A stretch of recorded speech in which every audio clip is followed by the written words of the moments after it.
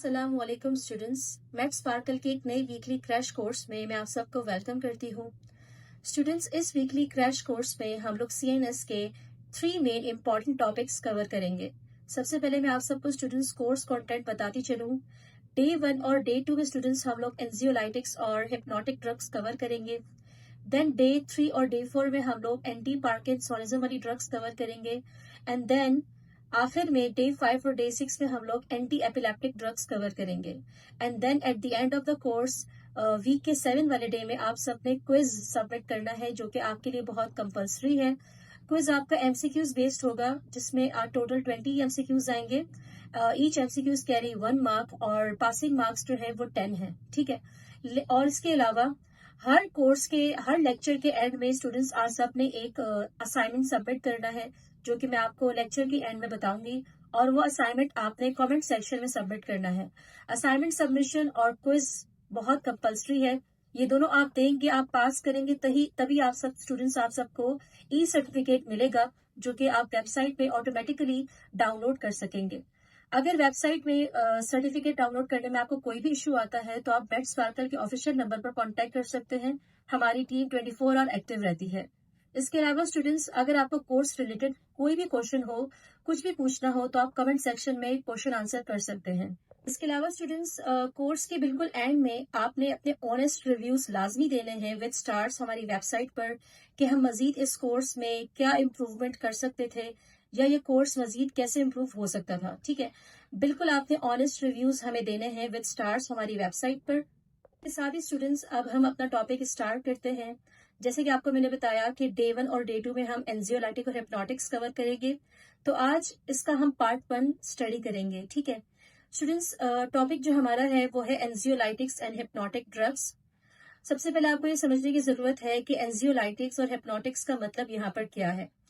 जैसे कि आप यहाँ पर देख सकते हैं, एंजियोलाइटिक्स वर्ड निकला है एंजाइटी से। मींस हम एंजियोलाइटिक्स ड्रग्स यूज करते हैं फॉर रिड्यूसिंग एंजाइटी। स्टूडेंट, सबसे पहले आपको ये पता होना चाहिए कि what is mean by anxiety. Anxiety basically वो कंडीशन है जिसमें इंसान का जो ब्रेन सिस्टम है वो जरूरत से ज्यादा ओवर एक्टिव हो जाए, उसको ओवर थिंकिंग होने लगे और वो रेस्टलेस हो जाए। ठीक है, आपकी ब्रीदिंग फास्ट हो जाए, आपका हार्ट रेट फास्ट हो जाए और आपको नींद ना आए। आपको पता है, जब आप एंजाइटी कंडीशन में होते हैं तो आपको नींद नहीं आती। तो इसीलिए फॉर दीज पर्पसेस हम लोग एंजियोलाइटिक्स और हिप्नोटिक ड्रग्स इस्तेमाल करते हैं। अब एंजियोलाइटिक्स और हिप्नोटिक ड्रग्स में हम 2 क्लास ऑफ ड्रग्स को स्टडी करेंगे। ठीक है, the first one is benzodiazepine and the second one is barbiturates. आज के इस लेक्चर में हम लोग बेंजोडाइजेपिन को डिटेल में डिस्कस करेंगे।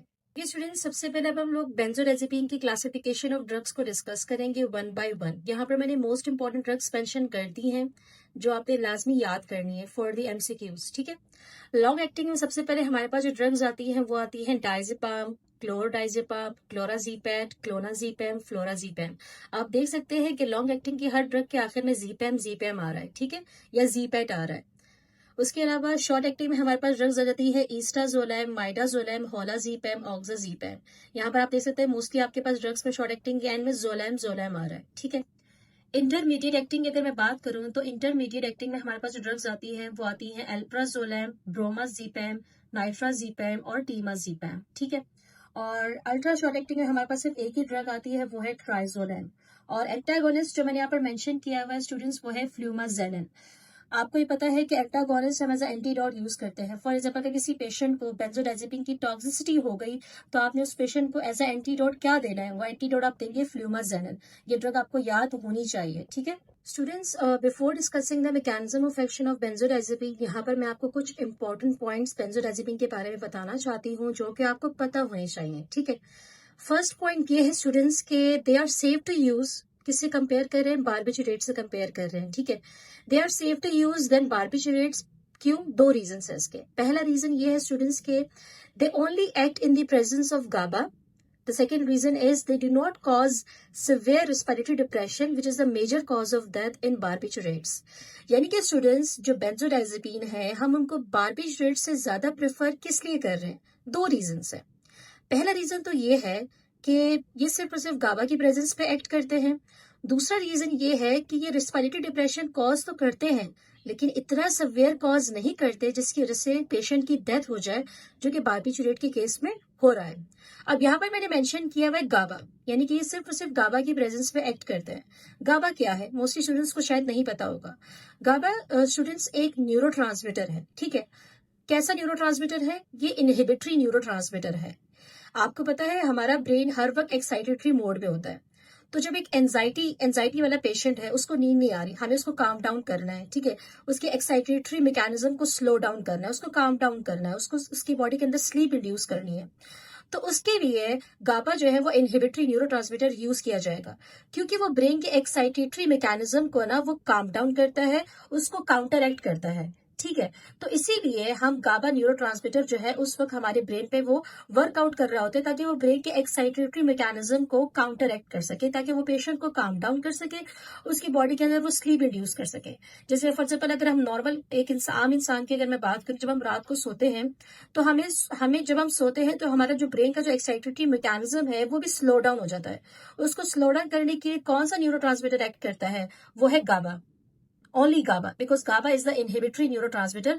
वो हमारे एक्साइटेटरी मैकेनिज्म को इनहिबिट करता है, ठीक है students. Okay students, now we are going to discuss the mechanism of action of benzodiazepine, जो कि मैंने यहाँ पर फ्लो चार्ट में स्टेप बाय स्टेप लिख दिया है ताकि आपको आसानी से समझ में आ सके। पहला जो पॉइंट मैंने यहाँ पर स्टूडेंट्स लिखा है वो लिखा है गाबा फैसिलिटेटरी एक्शन। जैसे कि आपको मैंने बताया कि बेंजोडाइजेपिन जो है वो गाबा की प्रेजेंस पे ही एक्ट करते हैं, यानी कि ये गाबा की एक्शन को मजीद फैसिलिटेट करते हैं, ठीक है। सबसे पहले क्या करते हैं, ये गाबा की एक्सेसरी साइट पे जाकर बाइंड हो जाते हैं। जब ये गाबा की एक्सेसरी साइट पे जाके बाइंड होंगे तो ये गाबा को फैसिलिटेट करेंगे कि अपने गाबा जो है वो अपने रिसेप्टर के साथ आसानी से बाइंड कर सके। जब गाबा अपने रिसेप्टर के साथ बाइंड करेगा स्टूडेंट्स, तो क्या होगा कि क्लोराइड चैनल्स जो है ना, जो कि नेगेटिव आयंस हैं, वो ओपन हो जाएंगे और ये क्लोराइड चैनल्स की फ्रीक्वेंसी को इंक्रीज कर देगा। क्या कर देगा? इंक्रीज कर देगा। जब क्लोराइड चैनल्स की फ्रीक्वेंसी इंक्रीज होगी स्टूडेंट्स, तो जो क्लोराइड आयंस, जो कि मैंने बताया जो नेगेटिव आयंस हैं, ये सेल के अंदर मूव होना शुरू हो जाएंगे। अब ये जब क्लोराइड आयंस सेल के अंदर मूव होना शुरू हो जाएंगे, सो इट मीन्स कि सेल के अंदर नेगेटिव चार्ज जो है वो मजीद इंक्रीज हो जाएगा। जब सेल के अंदर नेगेटिव चार्ज इंक्रीज होता है स्टूडेंट्स, तो सेल जो है वो हाइपर पोलराइज्ड हो जाता है, और जब हाइपर पोलराइजेशन होगी, so that's how in the end inhibition causes. अच्छा, हाइपर पोलराइजेशन का मतलब क्या है?